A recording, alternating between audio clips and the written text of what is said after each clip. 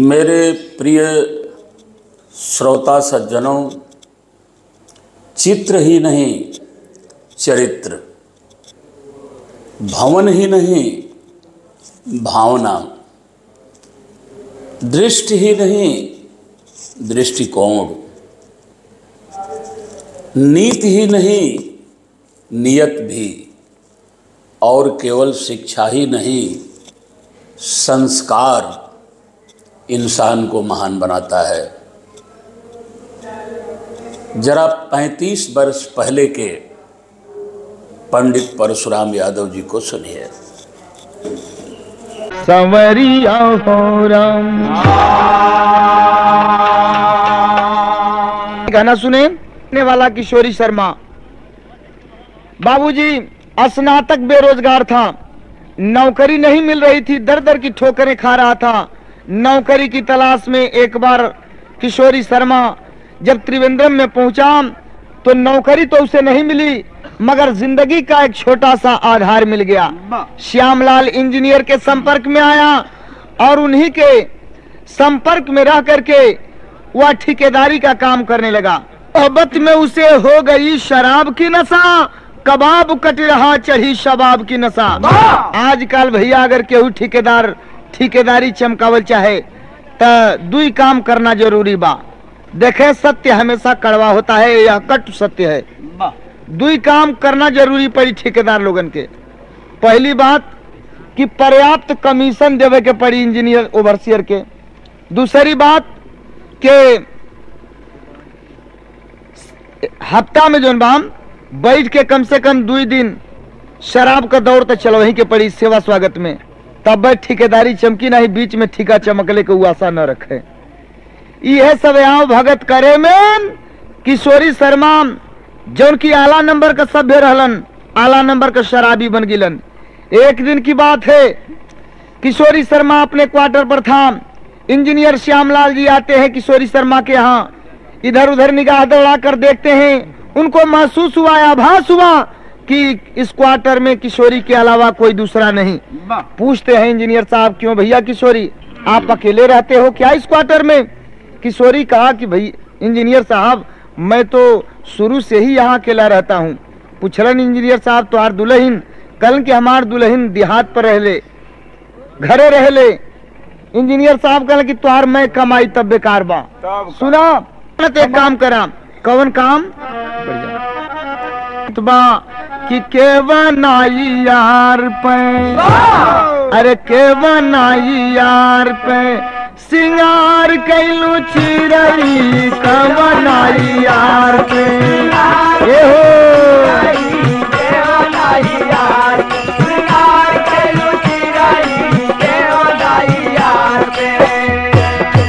अरे नैना के अब जीवा मार गलू चिरई हो का बनाई यार पे।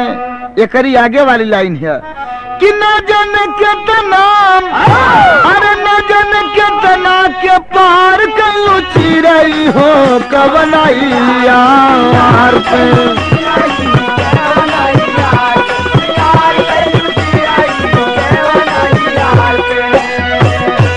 ई तरह गीत के नमूना। लेकिन इंजीनियर साहब कहले न किशोरी से कि किशोरी भैया हमार राय मानत एक काम करा कि ले आवा दुलही, अरे ले आवा दुलही शहरिया घुमा दा, ले आवा दुलही शहरिया घुमा दा, ले आवा दुलही शहरिया घुमा दा, ले आवा दुलही। अरे सविता भोभी से हमसे दर्शन कराए दहो, ले आवा दुलही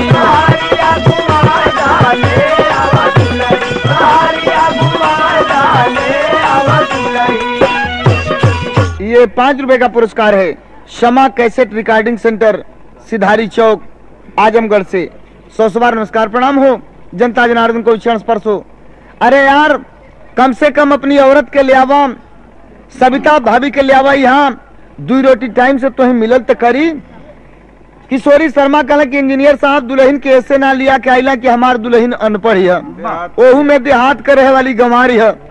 शहर में आई लजाई शर्माई तो दोस्त लोग ताना मरी हन, हमें चिढ़ई हन, यही से ना ले आइला। इंजीनियर साहब कहते हैं कि अरे यार शहर और देहात में कोई विशेष अंतर नहीं है, एक काम करो अपनी पत्नी को लाओ यहाँ, जब तुम्हारी पत्नी यहाँ आ जाएगी कुछ दिनों तक यहाँ रहेगी, स्वयं को शहरी वातावरण के अनुसार एडजस्ट कर लेगी। यह बात जिद्दोजहद के बाद मान लिया किशोरी शर्मा, गया घर पर दुल्हन सविता को लेकर के आ गया त्रिवेंद्रम में, अपने क्वार्टर में रख लिया।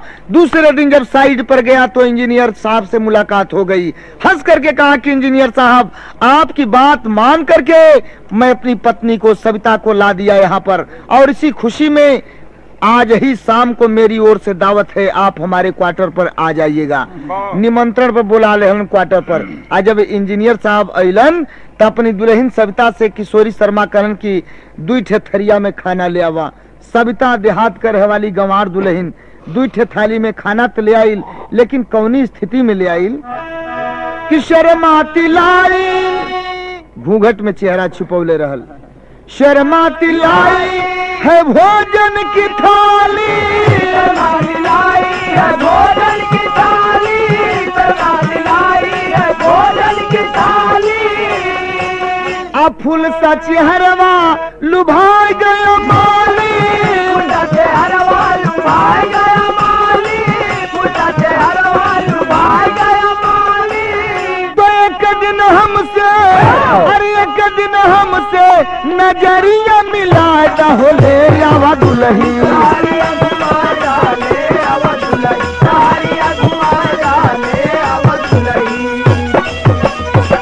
वेट में चेहरा छुपा के खाना ले लिन। लेकिन आजकल इतना बढ़िया बढ़िया इस साड़ी का आविष्कार हो गई बा, इतना बढ़िया बढ़िया कुल नया नया नामों चल बा। आजकल एगो नौकी साड़ी का नाम चल बा, कौन हो? हवा हवाई। हवा हवाई, ये ढेर जाने लन। ये नाते कि अकेले हम घर का, चाहे मेहरारू के अपना हवा हवाई ले आमस, चाहे दवा दवाई ले आमस, कुल नहीं के करे के बा, तो कुल नाम ढेर जाने लन। वह महीन की साड़ी रहल हवा हवाई वाली, कहे का मतलब कि घूंघट का नामे भर रहल, चेहरा घूंघट में रहले के बावजूद भी बहरे से स्पष्ट दिखाई पड़े। जब इंजीनियर साहब का निगाह पड़ल सविता पर तो सोचल कि अरे भाई हई किशोरिया कहत रहे कि हमार दुल्हन देहाती है, गंवार है, आए तनी सुघर दुल्हनी बा, ये तनी सुघर बा, गोर गोर एकर चेहरा बा, टमाटर नियर एकर गाल बा, सुगा के ठोर नियर एकर नाक बा। कल्पना करे लगलन कि शहरों में ऐसा तजबिजले पर शायद कोनो कोनो मिली हैं। अब वो सविता का चेहरा जो बा इंजीनियर साहब के दिलो दिमाग में बैठ गई। हमेशा उठत बैठत टहरत हमेशा याद करें हाय सविता, हाय सविता। सोच गए कि कैसो सविता के प्राप्त करब। एक दिन रहने गई तो इंजीनियर साहब गए साइड पर, जहाँ भेंट हो गई किशोरी शर्मा से, तो हंस के कहले कि किशोरी भैया एक ठे हम बात कहल चाहते हैं। ठेकेदार साहब कहना कौन बात?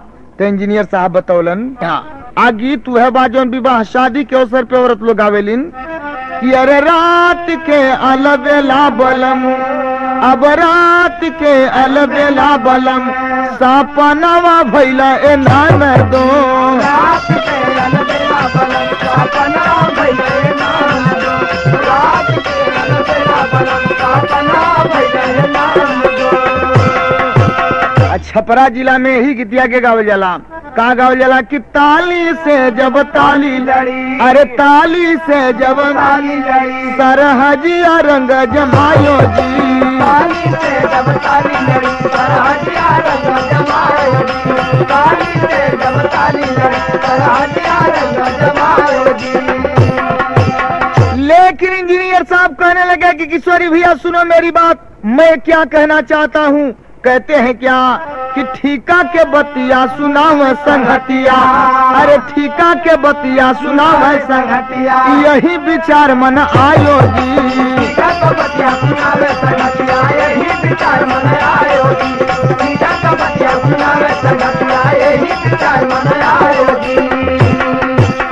तब ठीका के बतिया सुनाव संगतिया, यही विचार मन आयो जी, यही विचार मन आयो जी, यही विचार मन आयो जी, यही विचार मन आयो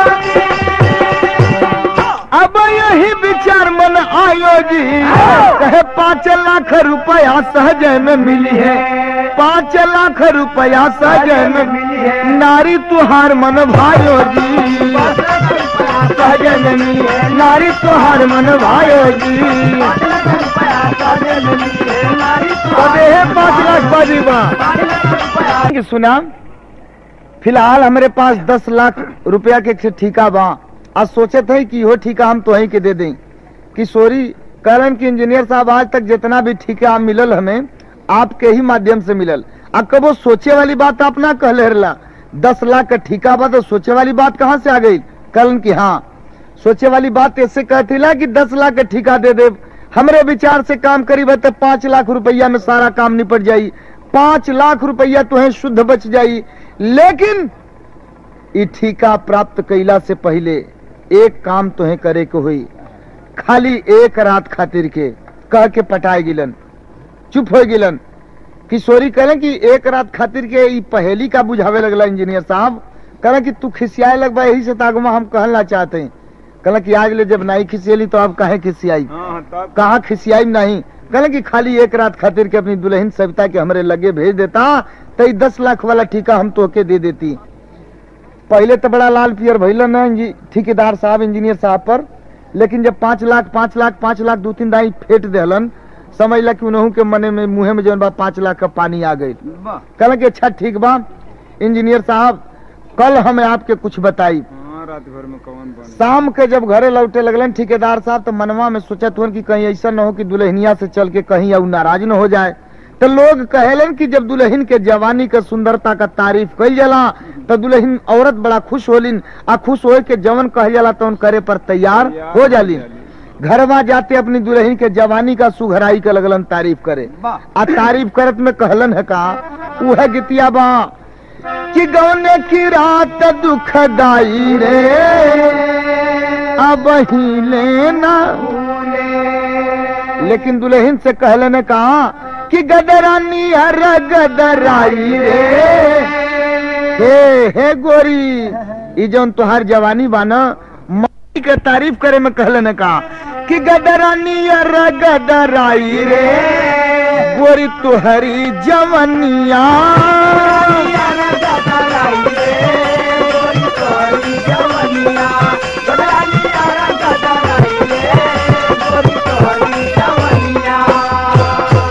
कहे पतझड़ के लेखा बनी पतझड़ जवनिया, अमान कहनवा बदल जाई दुनिया, तो साहब से प्रीत लगाई रे, अरे साहब से प्रीत लगाई रे, गोरी तुहरी जवनिया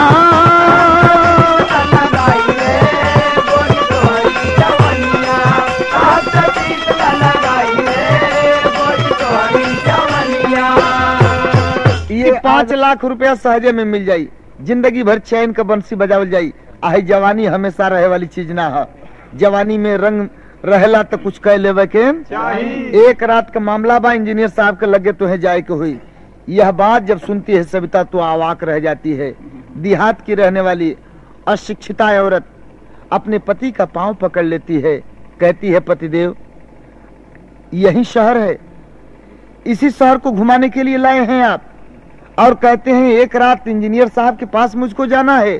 तो सुनिए बड़ी मार्मिक बात अपने पति को समझाती हुई कहती है, देखें वो गंवार देहात का अनपढ़ दुल्हन अपने पढ़ल लिखल दुल्हा के समझावत बा, आ कहलस का कितनी ऊंची बात कहत बा कि अरे रोता है सिंदूर अब रोता है सिंदूर, ये हंसता जमाना,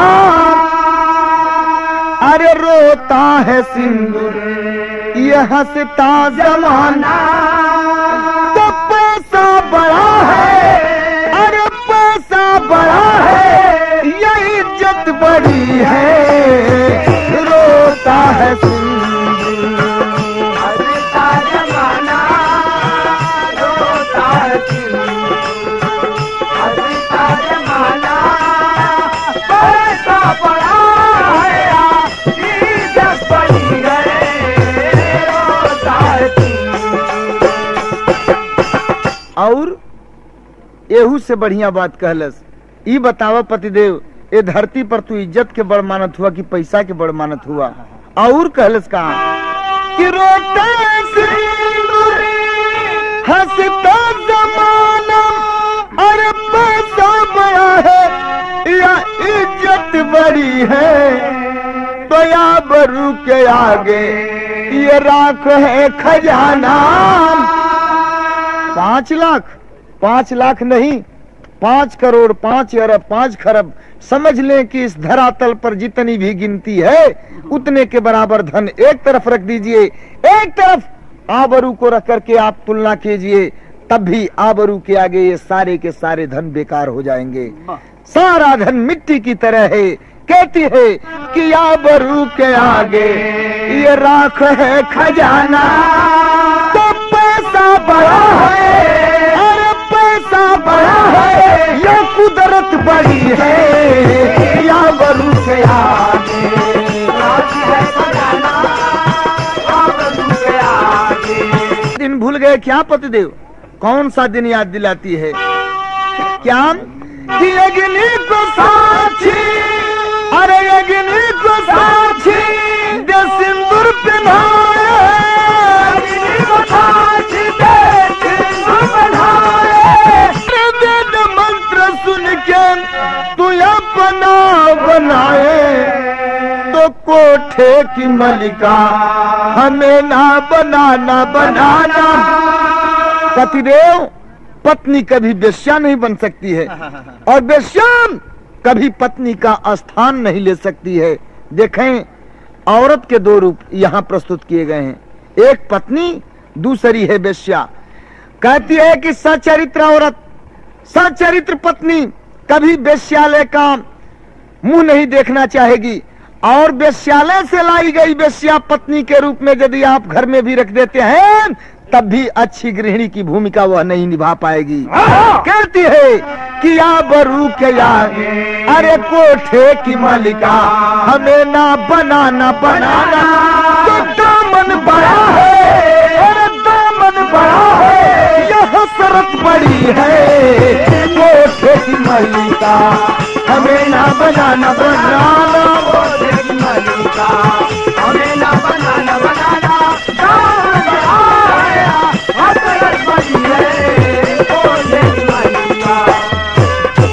ये आदरणीय आप कारण के अरे पगली बड़ा नाराज हो गई तू, हम तो यही थोड़े न कहते रही सच्चो के कि तू जैबू इंजीनियर साहब के लग गए, हम तो तुहार परीक्षा लेते रही हैं, आजमाइश कल चाहत रही हैं कि इतना दिन हो गए शहर में रहत, कहीं तुहार नियत बदल तो नान गई बाम।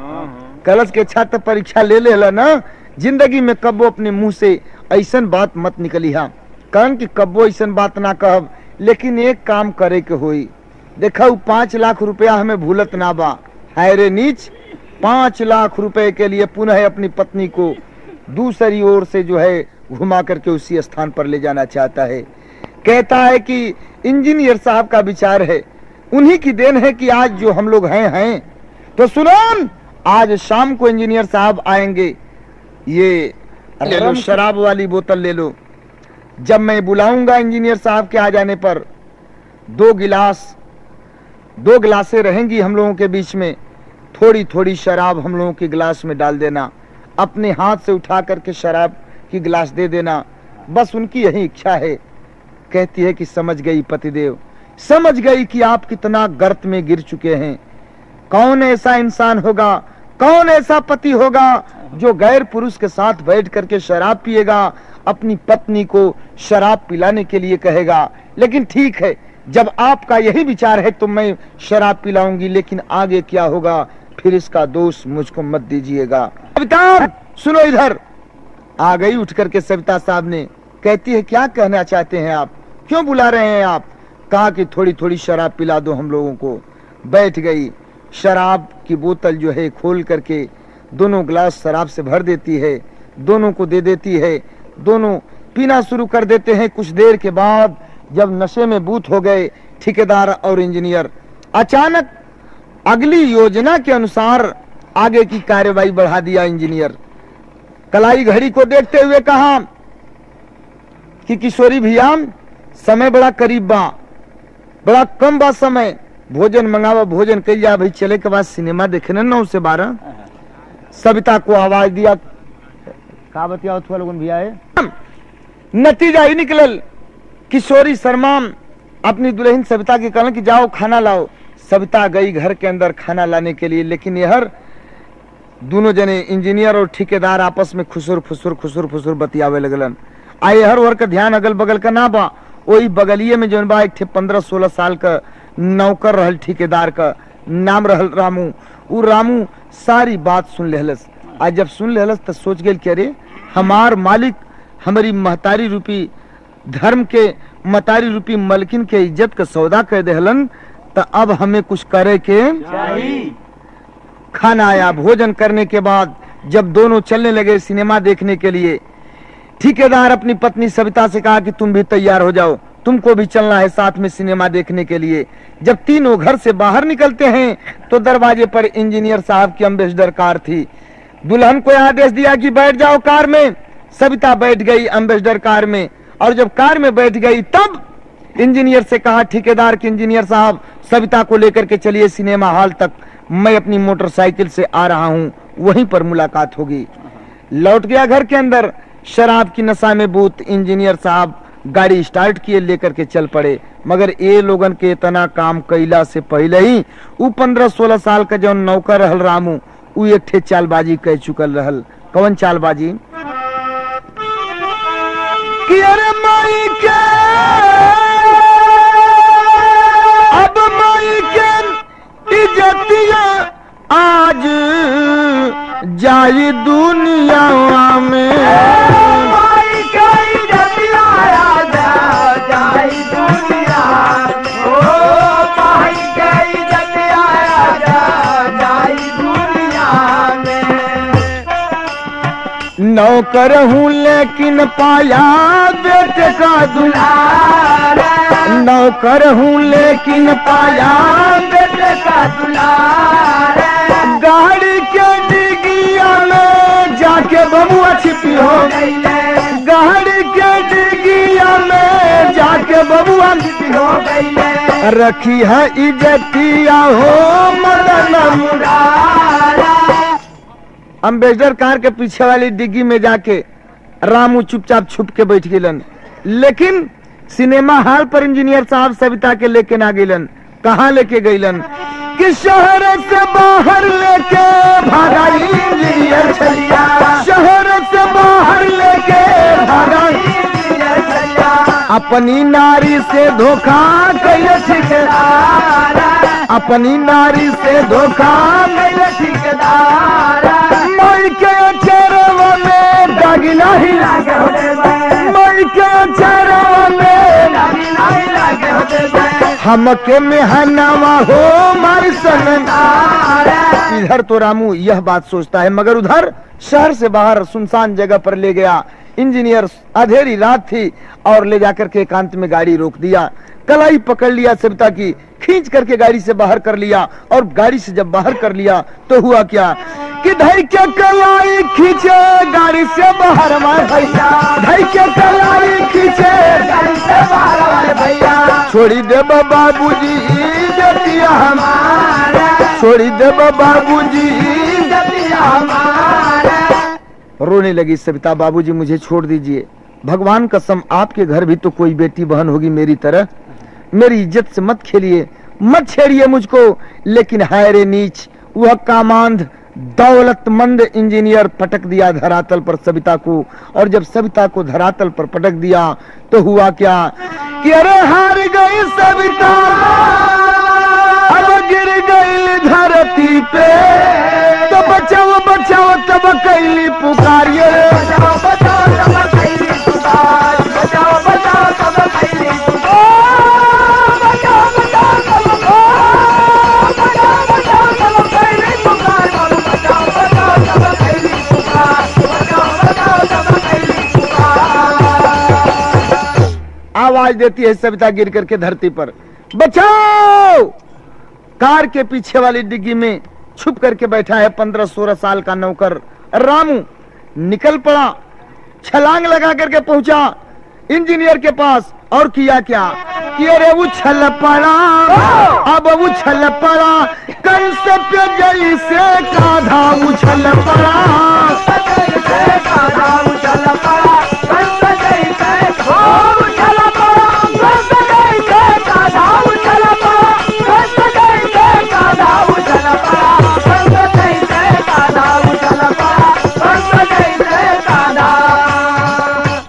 चाकू लेकर रामू दौड़ा, अरे चाकू लेकर रामू दौड़ा, अब काटन चला है बाधा उछल पड़ा।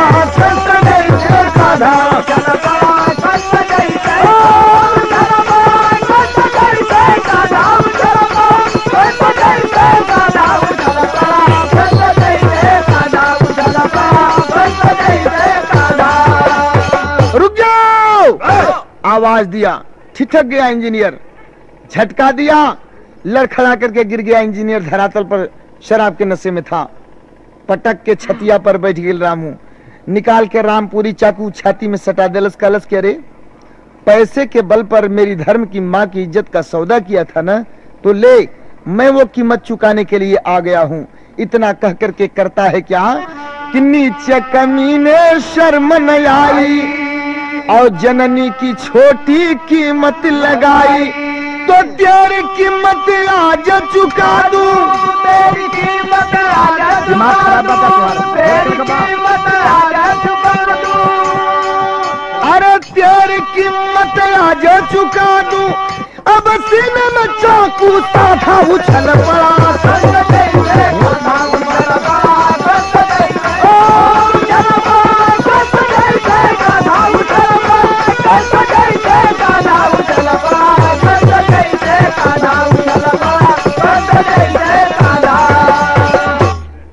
चाकू सीने में घुसेड़ दिया, वहीं पर दम तोड़ दिया इंजीनियर।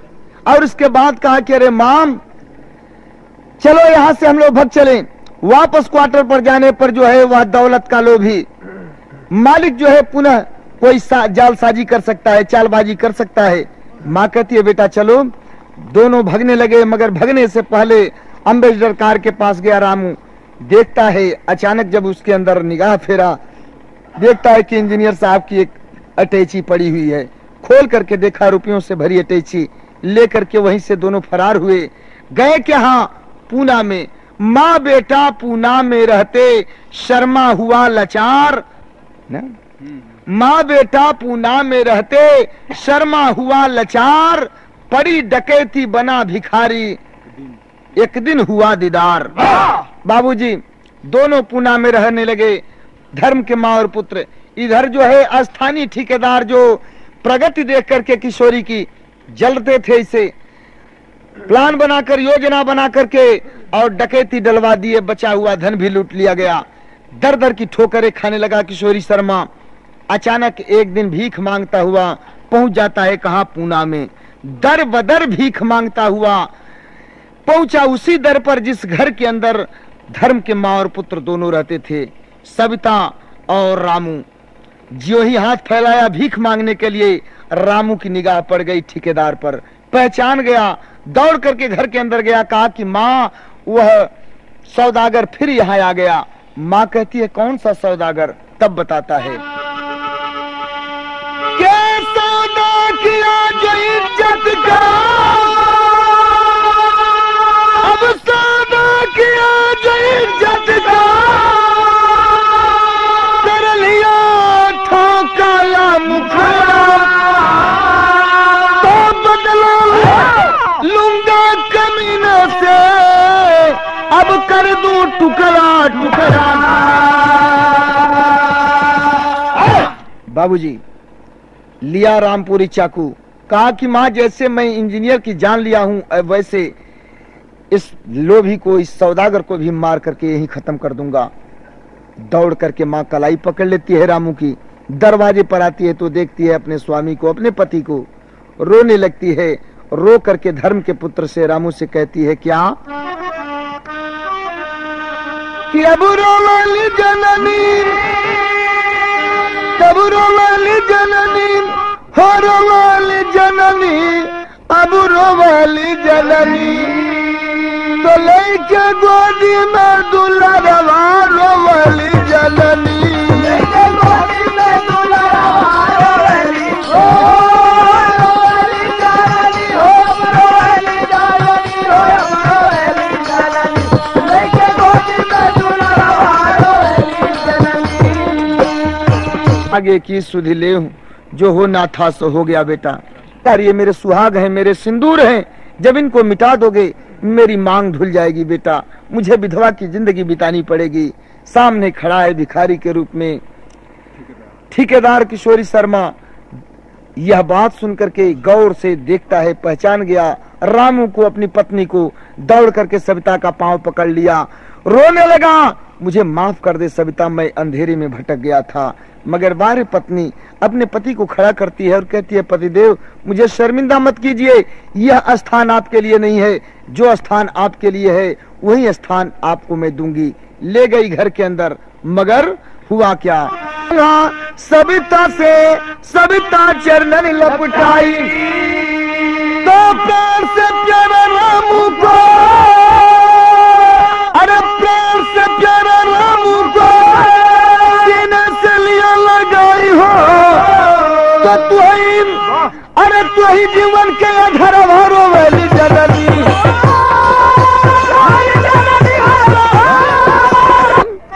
जय दिखाय गुरजद्दू लोटन लालता स्वर्ग में बोले, शिवदयाल सुवचन चंद्रिका अमितवा जय जय बोले,